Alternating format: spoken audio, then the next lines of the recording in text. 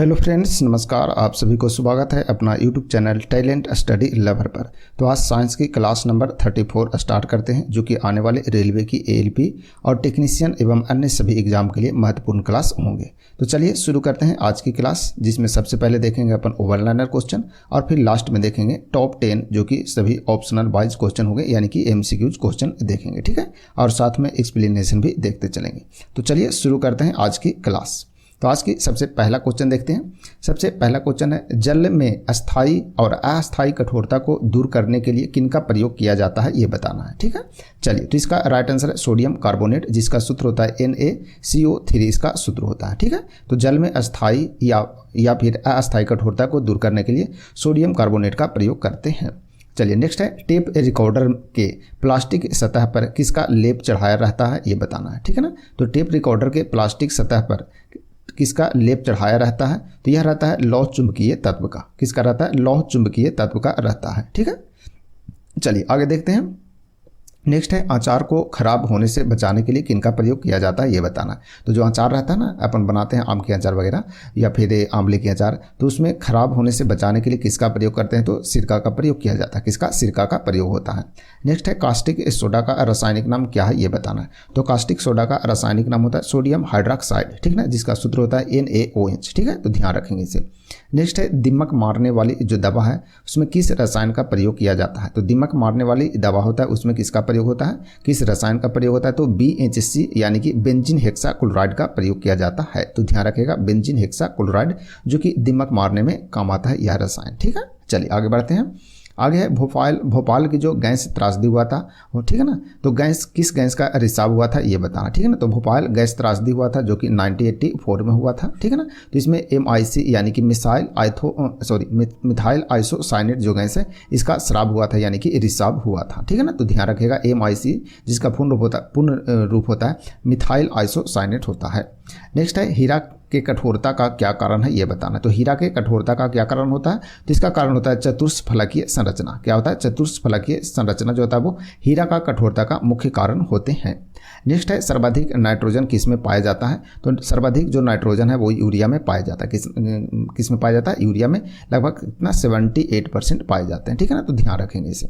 Next है, किस gas को भविष्य का ईंधन कहा जाता है, तो भविष्य का ईंधन किसे कहते हैं, तो हाइड्रोजन को कहते हैं। ठीक है ना, तो हाइड्रोजन को भविष्य का ईंधन कहा जाता है। नेक्स्ट है, सोना को कठोर बनाने के लिए इसमें कौन सी धातु मिलाया जाता है, यानी कि मिक्स किया जाता है। तो सोना को कठोर बनाने के लिए उसमें कौन सी धातु को मिक्स करते हैं, तो तांबा को मिक्स करते हैं। किसका प्रयोग करते हैं? तांबा को मिक्स करके उसे कठोर बनाते हैं, क्योंकि सोना बहुत ही लचीला होता है। ठीक है ना, तो उसमें थोड़ा सा कठोर बनाते हैं तांबा मिला करके। तो फिर कोई जो जैसे कि लेडीज़ की कोई भी सामान जो बनाते हैं ना, तो उसमें तांबा हल्का मिलाया जाता है, ताकि सोना जो है थोड़ा कठोर हो जाए। ठीक है ना, चलिए नेक्स्ट है, कृत्रिम वर्षा कराने के लिए किस रसायन का प्रयोग किया जाता है, ये बताना। ठीक है ना, तो कृत्रिम वर्षा कराने के लिए किस रसायन का प्रयोग किया जाता है, तो इसका राइट आंसर होगा सिल्वर आयोडाइड का। ठीक है ना, सिल्वर आयोडाइड का प्रयोग किया जाता है कृत्रिम वर्षा कराने के लिए। नेक्स्ट है, कच्चे तेल से शुद्ध पेट्रोल, डीजल, मिट्टी का तेल, ठीक है ना, तथा कोल तार किस विधि द्वारा अलग किया जाता है, ये बताना है। तो कच्चे तेल से शुद्ध पेट्रोल, डीजल, मिट्टी तेल, कोल तार किस विधि से अलग किया जाता है, तो ये किया जाता है आंशिक आसवन के द्वारा। किसके द्वारा? आंशिक आसवन के द्वारा अलग किया जाता है।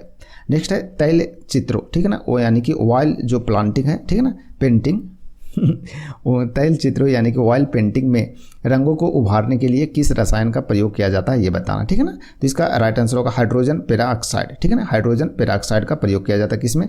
तैल चित्रों में रंगों को उभारने के लिए। ठीक है ना, तो हाइड्रोजन पेरोक्साइड का प्रयोग करते हैं। चलिए आगे बढ़ते हैं। नेक्स्ट है, कृत्रिम सांस के लिए प्रयुक्त सिलेंडरों में किसका मिश्रण होता है, ये बताना। ठीक है ना, तो कृत्रिम सांस के लिए प्रयुक्त जो सिलेंडर होते हैं उसमें किसका मिश्रण होता है, यानी कौन कौन सी गैस का मिश्रण होता है, तो ऑक्सीजन और हीलियम का होता है। ठीक है ना, तो ऑक्सीजन और हीलियम ध्यान रखेंगे। नेक्स्ट है, कौन सा अम्ल, ठीक है ना, कौन सा अम्ल जो है वो पेट में जीवाणुओं को नाश करता है, ये बताना। तो हाइड्रोक्लोरिक अम्ल यानी कि HCl। ठीक है ना, तो HCl अम्ल है जो कि पेट में जीवाणुओं को क्या करते हैं, नाश करता है। नेक्स्ट है, द्रव अवस्था में पाए जाने वाला जो एकमात्र अधातु है, ठीक है ना, अधातु वो कौन है, तो उसका नाम है ब्रोमीन। ठीक है ना, ब्रोमीन है जो कि द्रव अवस्था में पाए जाने वाला एकमात्र अधातु है। नेक्स्ट है, DDT का पूर्ण रूप क्या होता है, ये बताना। तो DDT का पूर्ण रूप क्या होता है, तो डाइक्लोरो डाइफिनाल ट्राइक्लोरो इथेन होता है। ठीक है ना, इथेल होता है। ठीक है ना, तो इसे ध्यान रखिएगा। ठीक है ना, डाइक्लोरो डाइफिनाल ट्राइक्लोरोइथेल होता है इसका पूर्ण रूप। किसका? DDT का प्रयोग किया जाता है, जो कि क्या है? कीटनाशक है, कीटनाशक दवा है, यानी कि रसायन है। ठीक है ना। चलिए आगे है, खाद्य पदार्थों के संरक्षण में कौन सा अम्ल का प्रयोग किया जाता है ये बताना है। तो खाद्य पदार्थों के संरक्षण में किसका प्रयोग करते हैं? बेंजोइक अम्ल का प्रयोग किया जाता है। किसका? बेंजोइक अम्ल का। नेक्स्ट है, सोडियम धातु को किसमें संरक्षित रखा जाता है? तो मिट्टी के तेल में रखा जाता है। सोडियम धातु को संरक्षित यानी कि अच्छे से रखा जाता है मिट्टी के तेल में। नेक्स्ट है, आतिशबाजी में हरा रंग किसकी उपस्थिति के कारण होता है? तो आतिशबाजी में जो हरा रंग होता है वो किसके कारण होता है? तो बेरियम के कारण होता है। किसके कारण होता है? बेरियम के कारण। और लाल रंग जो होता है वो स्ट्रांसियम के कारण होते हैं, तो इसे भी ध्यान रखेंगे। चलिए आगे बढ़ते हैं। नेक्स्ट है, प्रयोगशाला में बनाया गया पहला कार्बनिक पदार्थ क्या है ये बताना है। तो प्रयोगशाला में बनाया गया पहला कार्बनिक पदार्थ जिसका नाम है यूरिया। क्या नाम है? यूरिया। नेक्स्ट है, सबसे उत्तम कोयला कौन सा है ये बताना। तो सबसे जो बेस्ट कोयला होता है वो कौन होता है? तो एंथ्रासाइट होता है। ठीक है ना। एंथ्रासाइट जो कि सबसे अच्छा कोयला माना जाता है, जिसमें कार्बन की प्रतिशत सबसे अधिक होता है, वो सबसे अच्छा कोयला माना जाता है, यानी कि एंथ्रासाइट सबसे बेस्ट है। ठीक है। चलिए नेक्स्ट है, नॉन स्टिक बर्तनों के का ऊपरी परत किसका बना होता है ये बताना है। तो नॉन स्टिक जो बर्तन होते हैं उसका ऊपरी परत जो होता है वो किसका बना होता है? तो ये होता है टेफ्लॉन का बना होता है। किसका होता है? टेफ्लॉन का बना होता है। नेक्स्ट है, ब्लीचिंग पाउडर बनाने में किस रासायनिक यौगिक का प्रयोग किया जाता है? तो ब्लीचिंग पाउडर बनाने में किस रासायनिक यौगिक का प्रयोग करते हैं? तो कैल्शियम हाइड्रोक्साइड का प्रयोग करते हैं। किसका प्रयोग करते हैं? कैल्शियम हाइड्रोक्साइड का। नेक्स्ट है, एवोगाड्रो। ठीक है ना। एवोगाड्रो का जो संख्या का जो मान होता है वो कितना होता है ये बताना है। ठीक है। तो इसका राइट आंसर 6.023 × 10⁻23 होता है। ठीक है ना। तो 6.023 × 10⁻23 इसका मान होता है। किसका? एवोगाड्रो संख्या का मान होता है, तो इसे ध्यान रखिएगा। नेक्स्ट है, दिया सलाई बनाने में किसका उपयोग किया जाता है? ठीक है ना। दिया सलाई बनाने में किसका उपयोग करते हैं? लाल फास्फोरस का प्रयोग करते हैं। नेक्स्ट है, अंडों का जो कवच होता है मुख्यतः किस पदार्थ का बना होता है ये बताना है। ठीक है ना। तो अंडे का जो कवच होता है, ऊपरी भाग जो होता है ना कवच, वो किस पदार्थ का बना होता है? तो ये होता है कैल्शियम कार्बोनेट का, जिसका सूत्र होता है CaCO3 होता है। ठीक है ना। यानी कि कैल्शियम कार्बोनेट का बना होता है क्या? अंडे का कवच। चलिए नेक्स्ट बढ़ते हैं, रबर को मजबूती प्रदान करने हेतु मिलाया जाता है। तो रबर को मजबूत करने के लिए उसमें क्या मिलाते हैं? तो सल्फर मिलाते हैं। क्या मिलाते हैं? सल्फर मिलाते हैं रबर को मजबूत करने के लिए। नेक्स्ट है, स्वचालित वाहनों में सामान्यतः उपयोग में लाया जाने वाला जो एंटी फ्रीज सॉल्यूशन, ठीक है ना, एंटी फ्रीज सॉल्यूशन क्या है ये बताना। ठीक है ना। तो स्वचालित वाहनों में सामान्यतः उपयोग में लाया जाने वाला एंटी फ्रीज सॉल्यूशन क्या है? तो ये होता है इथाइल ग्लाइकॉल। ठीक है ना। इथाइल ग्लाइकॉल होता है यह। ठीक है ना। कौन होता है? तो इथाइल ग्लाइकॉल, तो इसे ध्यान रखेंगे। नेक्स्ट है, फोटोग्राफी में प्रयुक्त होने वाला रसायन का नाम बताएं। ठीक है ना। तो फोटोग्राफी में प्रयोग होने वाला जो रसायन है उसका क्या नाम होता है? तो सोडियम थायोसल्फेट होता है। ठीक है ना। Sodium thiosulphate. नेक्स्ट है, 1 माइक्रोन बराबर होता है। तो 1 माइक्रोन बराबर होता है, यानी कि 1 माइक्रोन बराबर होता है 0.001 mm। ठीक है ना। यानी कि 1/1000 mm भी इसे बोल सकते हैं। ठीक है ना। तो इस रूप में भी कभी कभी आता है, ध्यान रखेंगे। ठीक है। चलिए आगे बढ़ते हैं। केमिस्ट्री में पहला नोबेल पुरस्कार किसने प्राप्त किया था? तो रोइंस्टन को मिला था। ठीक है ना। तो केमिस्ट्री यानी कि रसायन विज्ञान में सबसे पहले नोबेल पुरस्कार किससे मिला था? तो रोइंस्टन को मिला था। नेक्स्ट है, भोजन के लिए विभिन्न जीव एक दूसरे पर आश्रित रहते हैं, इस प्रकार एक श्रृंखला का निर्माण होता है। इस श्रृंखला के प्रारंभ में होते हैं, तो प्रारंभ में कौन होते हैं? तो प्रारंभ में होते हैं हरे पौधे होते हैं। ठीक है ना। तो इस जो श्रृंखला होती है यानी भोजन का निर्माण का जो श्रृंखला होता है उसमें सबसे इंपॉर्टेंट होता है, यानी कि प्रारंभ में जो होते हैं वो कौन होते हैं? तो हरे पौधे होते हैं। ठीक है ना। चलिए बढ़ते हैं आगे। नेक्स्ट है, सामान्य घेंघा की बीमारी में गर्दन फूल जाती है, ऐसा किस ग्रंथि के कारण होता है ये बताना है। तो ये होता है थायराइड ग्रंथि। ठीक है ना। किसके कारण होता है? थायराइड ग्रंथि के कारण होते हैं। नेक्स्ट है, ब्रिक यानी कि किडनी की कार्यात्मक जो इकाई है वो कौन सी होती है? तो किडनी की यानी कि ब्रिक की जो कार्यात्मक इकाई होता है उसे नेफ्रॉन या ब्रिक नलिकाएं बोलते हैं। क्या बोलते हैं? नेफ्रॉन या ब्रिक नलिकाएं बोलते हैं। नेक्स्ट है, गर्भस्थ शिशु। ठीक है ना। गर्भस्थ शिशु के रक्त में पाई जाने वाली कोशिकाएं, ठीक है ना, जिनमें मानव अंग की विकास की सबसे अधिक क्षमता होती है, क्या कहते हैं उसे ये बताना। तो उसे स्टेम सेल कहते हैं। क्या बोलते हैं? उसे स्टेम सेल कहते हैं। नेक्स्ट है, सामान्य रूप से शीत रुधिर वाले यानी कोल्ड जो ब्लडेड होते हैं जंतु, ठीक है ना, शीत रुधिर वाले जो जंतु होते हैं की मुख्य विशेषताएं क्या होती है ये बताना। ठीक है ना। यानी कि सामान्य रूप से जो कोल्ड ब्लडेड जंतु होते हैं मुख्य रूप से उसकी क्या विशेषता होते हैं ये बताना। तो ये होता है, उसका विशेषता होता है कि शरीर का जो तापमान है वो वातावरण के साथ क्या होते हैं? बदलते हैं उसका। ठीक है ना। तो कोल्ड ब्लडेड जो जंतु होते हैं उसमें क्या होता है? तो उसकी विशेष जो होता है विशेषता जो है वो शरीर का जो तापमान है वो वातावरण के साथ क्या करते हैं? बदलते हैं। हैं, ठीक है ना। तो ये होता है इसका राइट आंसर। नेक्स्ट है वसा मानव शरीर में कहाँ संग्रहित होते हैं ये बताना। तो वसा जो है मानव शरीर में कहाँ संग्रहित होते हैं, ये होते हैं त्वचा के नीचे होते हैं। कहाँ होते हैं, त्वचा के नीचे संग्रहित होते हैं। नेक्स्ट है कपास के रेशे पौधे के किस भाग से प्राप्त किए जाते हैं, यानी कि पाए जाते हैं, किस भाग में पाए जाते हैं ये बताना है, ठीक है ना। तो कपास के जो रेशे हैं पौधे के किस भाग में पाए जाते हैं, तो ये बीजों पर अधिचर्मी रोग में, ठीक है ना, बीजों पर अधिचर्मी रोग में पाए जाते हैं, ठीक है ना। तो ध्यान रखेंगे। और इस क्लास की PDF आपको टेलीग्राम पर मिल जाएगा। टेलीग्राम आप ज्वाइन कर लीजिएगा। नीचे आपको वीडियो के नीचे डिस्क्रिप्शन बॉक्स में टेलीग्राम का लिंक आपको मिल जाएंगे, ठीक है ना। और वहाँ पर आपको क्यूज का क्वेश्चन भी डाल दिया जाता है, जिसमें 5 क्वेश्चन रहते हैं, तो आप उसे भी जरूर टच कीजिएगा, ठीक है ना। चलिए बढ़ते हैं आगे। नेक्स्ट है नॉर्मन बोरलॉग क्यों प्रसिद्ध है ये बताना है। तो नॉर्मन बोरलॉग क्यों प्रसिद्ध है, तो हरित क्रांति के लिए यह प्रसिद्ध है। किसके लिए, हरित क्रांति के लिए यह प्रसिद्ध है। नेक्स्ट है लकड़ी का पायरोलासिस, ठीक है ना, लकड़ी का पायरोलासिस करने पर क्या उत्पन्न होता है ये बताना है। तो इसका पायरोलासिस करने पर क्या उत्पन्न होता है, तो चारकोल गैस तथा तेल उत्पन्न होते हैं, ठीक है ना। तो लकड़ी को पायरोलासिस करने पर चारकोल गैस एवं तेल उत्पन्न होते हैं। नेक्स्ट है रस्ट रोग मुख्यतः किस फसल को प्रभावित करते हैं ये बताना। तो रस्ट रोग का संबंध किससे है, तो गेहूं से संबंधित है। नेक्स्ट है RH फैक्टर पद किसके नाम पर उत्पन्न हुआ ये बताना है, ठीक है ना। तो RH जो फैक्टर है वो पद का नाम किसके नाम पर उत्पन्न हुआ, तो ये बंदर के नाम पर उत्पन्न हुआ, और उस बंदर का नाम क्या था, रीसस, ठीक है ना। रीसस बंदर के नाम पर RH फैक्टर जो पद है वो क्या हुआ, उत्पन्न हुए, ठीक है। चलिए आगे है किस अम्ल के कारण दूध जब वो खट्टा हो जाता है, ठीक है ना, क्या होता है, खट्टा होता है ये बताना है। तो किस अम्ल के कारण दूध जब वो खट्टा होता है, तो ये होता है लैक्टिक अम्ल के कारण होता है। नेक्स्ट है किसमें रक्त नहीं होता किंतु श्वसन करता है, रक्त नहीं होता किंतु श्वसन करता है, तो वो है हाइड्रा, ठीक है ना। कौन है, हाइड्रा, जिसमें रक्त नहीं होते हैं परंतु श्वसन करते हैं। चलिए नेक्स्ट है एक शराबी व्यक्ति किस विटामिन की कमी हो जाती है ये बताना, यानी कि एक शराबी व्यक्ति में किस विटामिन की कमी होती है, तो विटामिन C की कमी होती है। जैसे विटामिन C यानी कि जैसे नींबू से पिलाएंगे, नींबू का घोल या नींबू का रस, तो उसका नशा जो क्या होता है, खत्म होने लगता है धीरे धीरे, ठीक है ना। तो विटामिन C की कमी होती है, ठीक है ना। एक शराबी व्यक्ति में किस विटामिन की कमी होती है, तो विटामिन C का, ठीक है। चलिए आगे है कवक में संचित भोजन किस रूप में रहता है ये बताना। तो कवक में जो संचित भोजन रहता है वो किस रूप में, ग्लाइकोजन के रूप में रहता है। किसके रूप में, ग्लाइकोजन के रूप में रहते हैं। नेक्स्ट है नाखूनों और बालों में उगने वाले जो उत्तक है उत्तकों को क्या कहा जाता है ये बताना है। तो नाखून और बालों में उगने वाले जो उत्तक है उसको क्या कहा जाता है, तो उसे क्रेटिनोफिलिक कहते हैं। क्या बोलते हैं, क्रेटिनोफिलिक बोलते हैं, ठीक है। चलिए नेक्स्ट है चंद्र ग्रहण किस स्थिति में लगती है। तो चंद्र ग्रहण किस स्थिति में लगती है, तो ये लगता है सूर्य और चंद्रमा के बीच में जब पृथ्वी आ जाता है, ठीक है ना। मान के चलिए ये सूर्य हो गया आपका, ठीक है ना, ये सूर्य है, ठीक है ना, और ये चंद्रमा है। तो सूर्य और चंद्रमा के बीच में क्या आ जाता है, पृथ्वी आता है, ठीक है ना। ये पृथ्वी हो गया और ये चंद्रमा हो गया, यानी कि मून लिख देते हैं, ठीक है।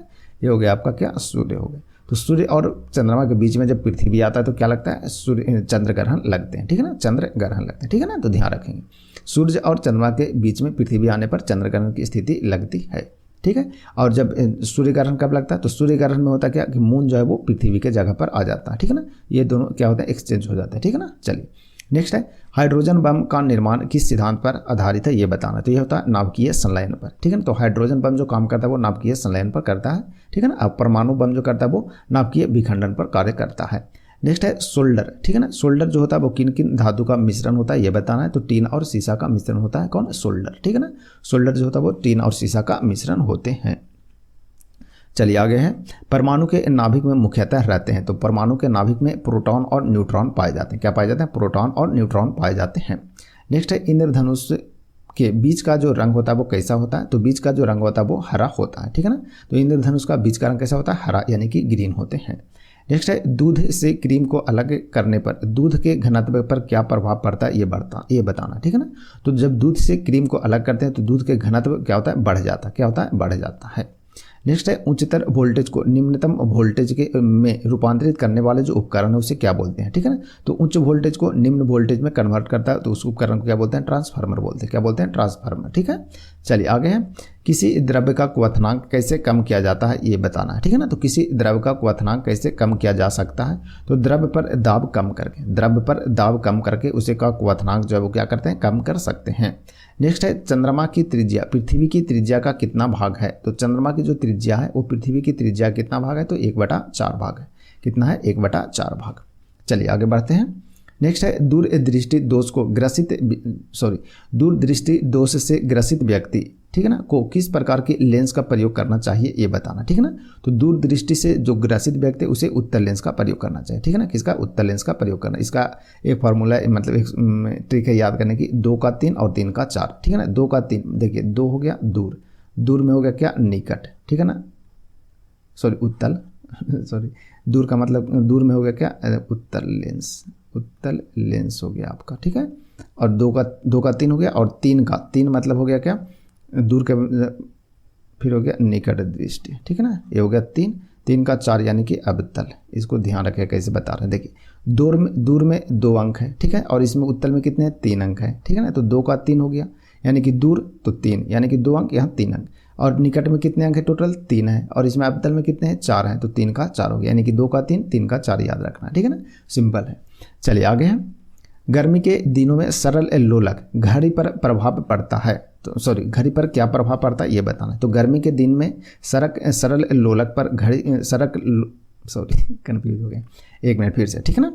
गर्मी के दिनों में सरल लोलक घड़ी पर क्या प्रभाव पड़ता है ये बताना है। तो घड़ी सुस्त हो जाता है, क्या होता है, घड़ी सुस्त हो जाता है गर्मी के दिन में, क्योंकि उसकी सुई जो है वो उसकी लंबाई क्या होती है, बढ़ जाती है, इसीलिए वह सुस्त हो जाता है, ठीक है ना, तो ध्यान रखेंगे। नेक्स्ट है अपेक्षिता का विशिष्ट सिद्धांत किन्होंने दिया ये बताना है। तो अपेक्षिता का जो सिद्धांत है वो दिया गया था आइंस्टाइन के द्वारा, किसके द्वारा, आइंस्टाइन के द्वारा दिया गया था। चलिए आगे है, चुंबक को स्वतंत्रता पूर्वक लटकाने पर वह सदैव किस दिशा की ओर रुकती है ये बताना है। तो ये रुकती है किस दिशा की ओर, उत्तर और दक्षिण दिशा की ओर रुकती है। चुंबक को जब आप स्वतंत्र लटकाएंगे तो उत्तर दक्षिण की दिशा की ओर वह रुक जाती है। नेक्स्ट है, ट्यूबलाइट में कांच की लंबी ट्यूब के अंदर की दीवारों पर किसका लेप लगा होता है ये बताना, ठीक है ना। तो ट्यूबलाइट में कांच की लंबी ट्यूब के अंदर की दीवार पर किसका लेप लगा होता है, तो ये होता है फास्फर का, किसका होता है, फास्फर का लगा होता है। नेक्स्ट है, पृथ्वी के ध्रुवों पर जो नमन कोण होता है वो कितना होता है, तो नमन कोण 90 डिग्री का होता है। तो पृथ्वी के ध्रुव पर जो नमन कोण होता है वो 90 डिग्री का होता है, ध्यान रखेंगे। चलिए आगे बढ़ते हैं। नेक्स्ट है, इलेक्ट्रॉन माइक्रोस्कोप में प्रकाश का क्या स्रोत है ये बताना। तो इलेक्ट्रॉन माइक्रोस्कोप में प्रकाश का क्या स्रोत होता है, इलेक्ट्रॉन किरण, क्या होता है, इलेक्ट्रॉन किरण होता है। नेक्स्ट है, स्टेनलेस स्टील में किन किन धातुओं का मिश्रण होता है, तो ये होता है लोहा, निकेल, क्रोमियम और कार्बन का होता है, ठीक है ना, लोहा, निकेल, क्रोमियम और कार्बन का होता है, ठीक है, तो ध्यान रखेंगे। नेक्स्ट है, भोजन में लौह की कमी से कौन सा रोग होता है। तो भोजन में लौह की कमी से कौन सा रोग होता है, एनीमिया रोग होता है, ठीक है ना। चलिए आगे है, ब्लैक होल, ठीक है ना, ब्लैक होल सिद्धांत किन्होंने दिया था ये बताना। तो ब्लैक होल का जो सिद्धांत है वो एस चंद्रशेखर के द्वारा दिया गया, ठीक है ना, किसके द्वारा, एस चंद्रशेखर के द्वारा दिया गया था। चलिए आगे है, सभी रेडियो सक्रिय तत्व अल्फा, बीटा, गामा किरणों के उत्सर्जित के बाद किसमें रूपांतरित हो जाता है ये बताना। तो सभी रेडियो सक्रिय तत्व जैसे अल्फा, बीटा, गामा किरण जो है उत्सर्जित होने के बाद किसमें रूपांतरित होता है, सीसा में रूपांतरित होता है, किसमें होता है, सीसा में। नेक्स्ट है, किन्हें लाल द्रव्य के उपनाम से जाना जाता है। तो लाल द्रव्य के उपनाम से किन्हें जानते हैं, तो पोटेशियम परमैंगनेट को जानते हैं, ठीक है ना, पोटेशियम परमैंगनेट को लाल द्रव्य के उपनाम से जानते हैं। चलिए नेक्स्ट है, अब देखते हैं ओवरलाइन क्वेश्चन जो था अब समाप्त हो चुके हैं। अब देखते हैं एमसीक्यूज क्वेश्चन, ठीक है ना। तो एमसीक्यूज क्वेश्चन जिसका आंसर आप लोग भी जरूर बताएगा, ठीक है ना, और फिर आंसर अपन लोग देखते चलेंगे, ठीक है। चलिए बढ़ते हैं। तो पहला क्वेश्चन है एमसीक्यूज का, विकिरण पायरोमीटर से कितना तापक्रम नापा जा सकता है ये बताना, ठीक है ना। तो विकिरण पायरोमीटर से कितना तापमान मापा जा सकता है, तो इसका राइट आंसर क्या होगा ये बताना है, ठीक है। चलिए तो इसका आंसर बताइए। तो इसका राइट आंसर है आपका ऑप्शन डी, ठीक है ना, ऑप्शन डी, यानी कि कितना, 500 डिग्री सेल्सियस से ऊपर, यानी कि 500 डिग्री सेंटीग्रेड से ऊपर के तापमान को मापा जाता है, किससे, विकिरण पायरोमीटर से। चलिए इंपॉर्टेंट पॉइंट देख लेते हैं, विकिरण पायरोमीटर से 500 डिग्री सेंटीग्रेड से ऊपर का तापमान मापा जा सकता है, ठीक है ना। यह उच्च तापमापी उपकरण है, ठीक है ना, यह क्या है, उच्च तापमापी उपकरण है। इससे दूरस्थ वस्तु जैसे कि सूर्य आदि का ताप मापा जाता है, तो ध्यान रखेंगे, ठीक है ना। चलिए बढ़ते हैं आगे। नेक्स्ट है क्वेश्चन नंबर 2। क्वेश्चन नंबर 2 है, तांबे की गेंद को गर्म करने पर इसका घनत्व में क्या प्रभाव पड़ेगा ये बताना, ठीक है। चलिए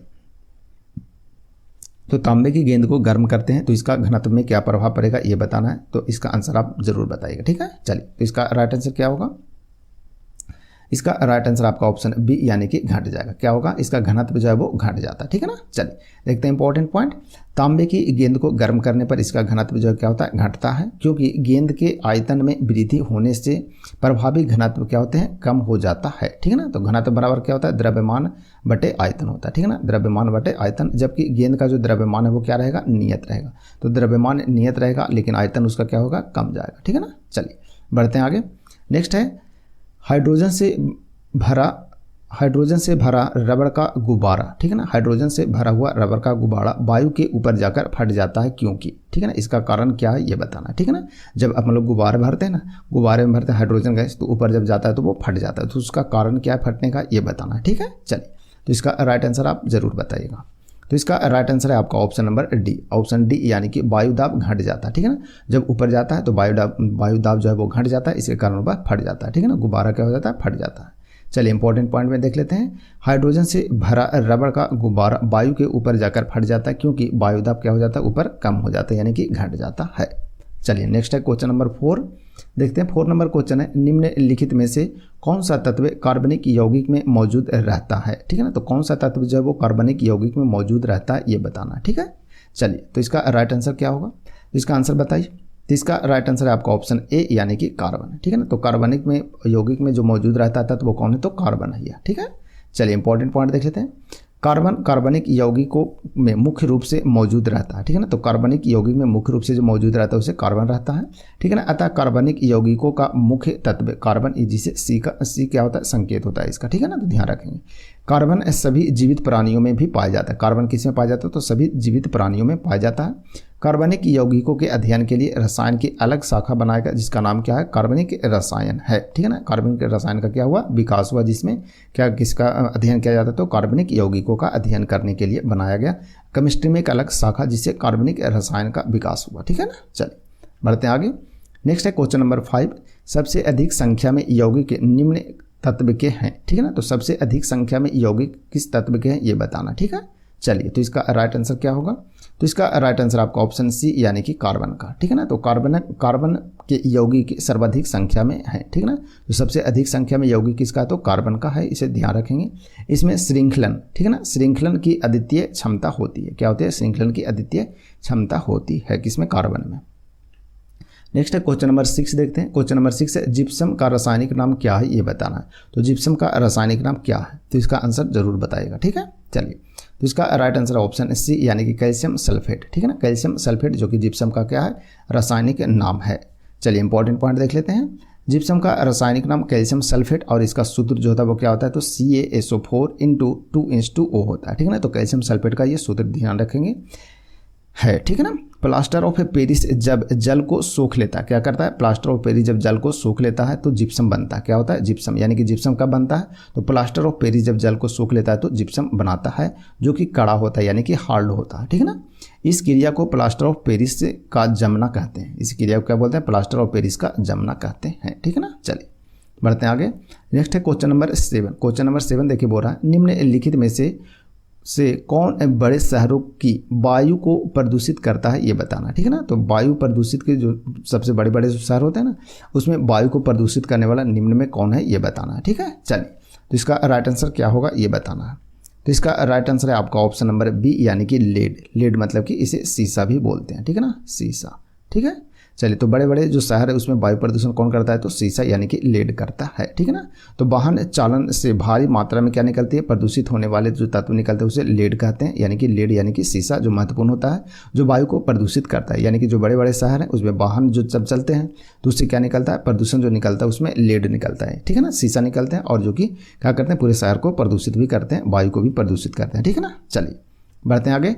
यूरिया है, तो यूरिया क्या है ये बताना, ठीक है। चलिए, तो इसका राइट आंसर क्या होगा, तो इसका राइट आंसर आपका ऑप्शन डी, यानी कि नाइट्रोजन उर्वरक है, क्या है, तो यूरिया क्या है, तो नाइट्रोजन उर्वरक है, ठीक है। चलिए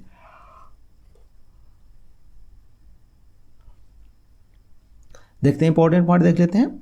यूरिया का प्रयोग व्यापक रूप से उर्वरक के रूप में होता है, ठीक है ना। उर्वरक के रूप में होता है किसका, यूरिया का प्रयोग किया जाता है, तथा यह नाइट्रोजन का एक सुविधाजनक स्रोत है, ठीक है ना। तो यूरिया में अधिक मात्रा में नाइट्रोजन पाया जाता है जो कि 78% होते हैं, ठीक है ना। तो अधिक मात्रा में नाइट्रोजन पाया जाता है किसमें, यूरिया में पाया जाता है, और यूरिया क्या है, तो यूरिया एक उर्वरक है, ठीक है ना, उर्वरक, ठीक है ना। चलिए बढ़ते हैं आगे। नेक्स्ट है क्वेश्चन नंबर 9 की ओर। क्वेश्चन नंबर 9 है, एक गोल, ठीक है ना, एक गोल, एक घन और एक वृत्ताकार प्लेट 200 डिग्री सेंटीग्रेड तक गर्म किए जाते हैं, ठीक है ना। एक गोल है, एक घन है और एक वृत्ताकार प्लेट है जिसे 200 डिग्री सेंटीग्रेड तक गर्म किए जाते हैं और ठंडे होने के लिए छोड़ दिए जाते हैं। उनमें से क्या जो है वो शीघ्र ठंडा होगा, यानी कि सबसे पहले इसमें ठंडा कौन होगा ये बताना, ठीक है ना। तो एक गोल है, ठीक है ना, यानी सॉरी एक गोला होगा यहाँ, ठीक है ना, एक गोला, एक घन और एक वृत्ताकार प्लेट है। तो इसमें सभी को गर्म किया गया 200 डिग्री सेंटीग्रेड पर और इसे छोड़ दिया गया। तो इसमें सबसे पहले ठंडा कौन होगा ये बताना है, ठीक है। चलिए, तो इसका राइट आंसर क्या होगा ये बताइए। तो इसका राइट आंसर आपका ऑप्शन सी यानी कि वृत्ताकार प्लेट जो है वो सबसे पहले ठंडा होगा, ठीक है ना। क्यों होगा चलिए देखते हैं। तो इसका आंसर है कि एक्सप्लेनेशन में देखते हैं, जिसकी पृष्ठ सतह अधिक होती है, जिसका पृष्ठ सतह जो है वो क्या होता है अधिक होता है, वह क्या होता है सबसे पहले ठंडा होगा, ठीक है ना। वह 200 डिग्री सेंटीग्रेड तक गर्म करने के बाद सबसे पहले ठंडी होगी, ठीक है ना। उपयुक्त में वृत्ताकार प्लेट की पृष्ठ सतह यानी कि सरफेस एरिया जो होता है वो क्या होगा अधिक होगा, ठीक है ना। अतः यह गर्म करने के बाद छोड़ दिया जाता है तो अति शीघ्र यानी कि सबसे पहले यह ठंडा होगा, ठीक है ना। तो ध्यान रखिएगा। तो इसका आंसर हो जाएगा क्यों, क्योंकि पृष्ठ सतह जो है वो अधिक है इसलिए सबसे पहले ठंडा होगा। तो जिसका भी कोई भी पदार्थ हो जिसका पृष्ठ सतह यानी कि पृष्ठ सतह जो है अधिक होगा वो सबसे पहले ठंडा होगा, ठीक है ना। चलिए बढ़ते हैं आगे। नेक्स्ट है क्वेश्चन नंबर 10। क्वेश्चन नंबर 10 है, मनुष्य लोहा किससे प्राप्त करता है ये बताना है, ठीक है ना। यानी कि हम लोग को लोहा जो है वो किससे प्राप्त होता है ये बताना है, ठीक है। चलिए, तो इसका राइट आंसर आपका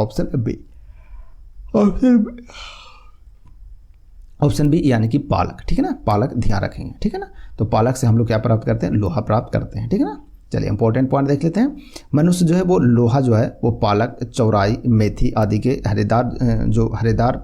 हरे पत्तेदार सब्जी होते हैं ना उससे प्राप्त करते हैं, ठीक है ना। तो ये होगा आपका राइट आंसर पालक, ठीक है ना। और बाकी मेथी और चौराई से भी अपन प्राप्त करते हैं लोहा, ठीक है। तो बताइएगा आज की वीडियो कैसा लगा, और जिस दिन इतना क्लास आपको थोड़ा सा डिस्टर्ब रहा क्योंकि दूसरे स्टेशन पर थोड़ा सा वर्किंग था, ठीक है ना।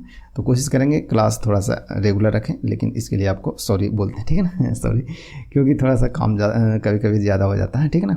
बाकी कोशिश करेंगे क्लास अपना रेगुलर रखें, ठीक है ना। चलिए, तो बताइएगा वीडियो कैसा लगा, और वीडियो यदि अच्छा लगे तो वीडियो को लाइक शेयर भी ज़रूर कीजिएगा, ठीक है ना। चलिए।